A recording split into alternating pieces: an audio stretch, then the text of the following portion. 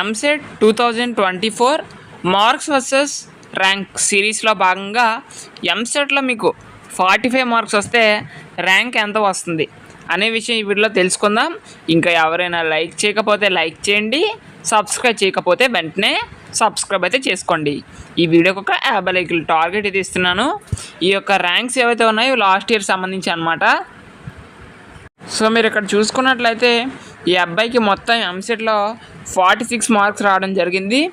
Rank చూసుకుంటే 80,280 అంటే అప్రాక్సిమేట్లీగా 81,000 రావడం జరిగింది. అంటే ఈ అబ్బాయికి ఐపీలోని 400+ మార్క్స్ అనేవి రావడం జరిగింది. అంటే 450 అలా రావడం జరిగింది.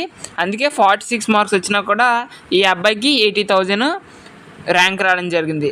అదే మీకు ఎంసెట్లో 46 మార్క్స్ వచ్చి ఇంటర్లో ఒక 400 లోపు వచ్చి అనుకోండి, మీ యొక్క ర్యాంక్ ఏదైతే ఉంటుందో అది 1,10,000 లోపు రావడం జరుగుతుంది. ఓకేనా? సో ఇది ఇన్ఫర్మేషన్ అనమాట. సో మీ మార్క్స్ అనేది కామెంట్ బాక్స్లో కామెంట్ చేస్తే నెక్స్ట్ వీడియోలో మీ మార్క్స్ సంబంధించి ఎంత ర్యాంక్ వస్తుంది అనేది చెప్పడం జరుగుతుంది. Okay, thank you.